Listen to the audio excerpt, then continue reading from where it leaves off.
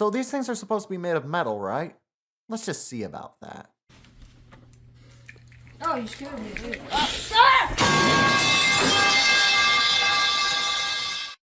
Oh boy, we got a spicy one today. We have an Optimus Prime from the Titanium series of Transformer figures. Some quick backstory. As I mentioned before, 2006 was kind of a calm before the storm in terms of Transformers and pop culture. With no show tie-in and the movie a year away, in that time we had all sorts of spin-offs and one-offs. And Titanium might be the most infamous out of all of them. Well, the second most infamous. The Titanium series started as a line of die-cast metal figures produced by Hasbro's Galoob brand. They started off with various vehicles from Star Wars and Battlestar Galactica before gradually evolving into die-cast statues of the characters. And you know what? They were pretty good for what they were. As a simple metal statue for collectors, they were well presented, nicely detailed, and were even rather affordable at the time, becoming a small success. So Hasbro sought to expand the Titanium series in a major way with their Transformers brand. Starting with simple but cute 3-inch metal statues, Hasbro got a little ambitious and wanted to make the Titanium series their first big collector-focused line. They had all sorts of promises: obscure characters, coverage of all eras of Transformers, no gimmicks after the insanity that was the Unicron trilogy, and of course the long-requested return to die-cast metal. Die-cast construction. It's a lost art. The hype was absolutely huge. Sure, there were other collector-grade Transformers out like the early Masterpiece figures, but they were expensive and at the time only sold in Japan. This was not only going to be affordable, sold in more general toy stores, and was going to be a true return to form. And then they came out. Instead of the surefire success they could have been, Titanium instead became known as one of the worst lines in Transformers. I'll get into why a little later, but the toys quickly became infamous, almost immediately with their first two figures, fittingly enough, of Optimus Prime and Megatron.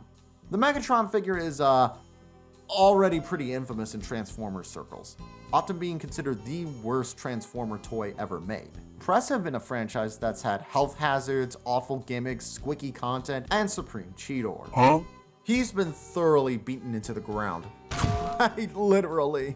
But it got me wondering, what about Optimus Prime? The main hero of the franchise not named Bumblebee. Surely such an iconic character would be easy to get right. With a simple transformation and an iconic color scheme, there are way more good Optimuses than bad. Surely Titanium got him right. Why are his tits out? Okay, so this is not a traditional Optimus. This is a version from one of the Dreamwave comics where he's a Cybertronian vehicle. I'll save my rant about that for later, but regardless, it just looks odd. It's the only part of the character design overall I don't like. And I know there have been Optimuses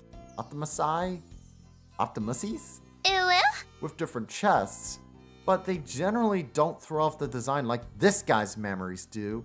Like those dogs are way made. But no amount of redesigns can save this paint scheme, which is obnoxiously bright and looks so haphazardly slapped on. Almost like someone swooshed a load of paint in their mouth and spat it on him. Though this might be the result of the die-cast metal, which, let's talk about die-cast metal in toys like this. There are a number of benefits to die-cast metal. Obviously, it's a lot more durable than plastic, and can provide a lot of weight and texture to a toy. Die-cast does feel good in the hand, including Optimus here, weighing in at a hearty 11 ounces or 312 grams for you non-free countries. As well, die-cast figures are generally very stable, able to stand pretty effectively on a lot of surfaces. Even a lot of the Masterpiece figures use die-cast in the legs and feet for this reason. However, die-cast, unlike plastic, can't be molded in a specific color, which means that it has to be painted. And the problem there is if the paint isn't carefully applied, it removes a lot of the detailing, making it look like absolute garbage, no matter how good the mold may be. And with paint, it can easily be scratched off, which just ends up looking awful, whereas scratches on plastic are a lot less visible. But the biggest problem with these figures is also the fact that the die-cast metal has been used everywhere. For quick comparison, this Masterpiece Soundwave only has die-cast in the legs. Here, legs, arms, chest, abdomen, and even his shoulders use die-cast, meaning it weighs down on the joints that are made of plastic. It's not as bad as War Within Megatron, where he had giant metal arms hanging off of pathetic ball joints the size of BB pellets. At least the legs, waists, and arms can move. a little bit before the shoulders dislodge because of the absurdly small clips meant to hold it in place. These things dislodge if you so much as look at them funny. The transformation is pretty dull.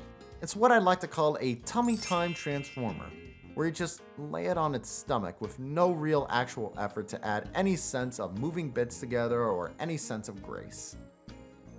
Which, considering the excitement some toys garnered just from the thrill of transforming them, it can feel like quite a letdown.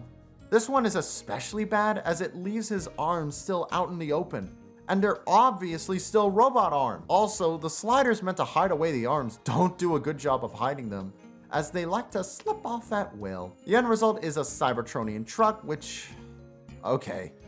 So I got into a debate about this on a Transformers Discord, but I just can't stand a lot of Cybertronian vehicles. Some of them are charming in a simple design way or in an over-the-top sci-fi way, but a lot of them just feel like either unrecognizable space whatevers, are obviously just a figure on their stomach, or just the blankest, ugliest designs ever. Optimus's truck form here is both unrecognizable and bland.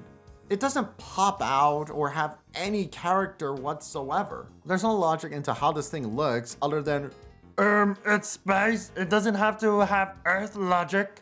What an absolute mess. And it's especially bad when you remember that even in 2006, there were plenty of better options, including the before reviewed classics figures, which granted aren't perfect, but are so far and above these things it's not even funny. And they were cheaper too. And the sad thing is, later down the line, there were some actually good titanium figures released. Some of them so good you would swear they were from a different range. But it was too little too late. I'm giving Titanium Optimus 1.75 concussions out of 5. Titanium was not a bad idea on paper, and it really could have been something great. But instead it became an infamously rushed line with an inexperienced team, ruining diecast forever in Transformers outside of legs and third-party figures. But you know what? I'll give it this. It may suck as a figure, but as a weapon? Oh!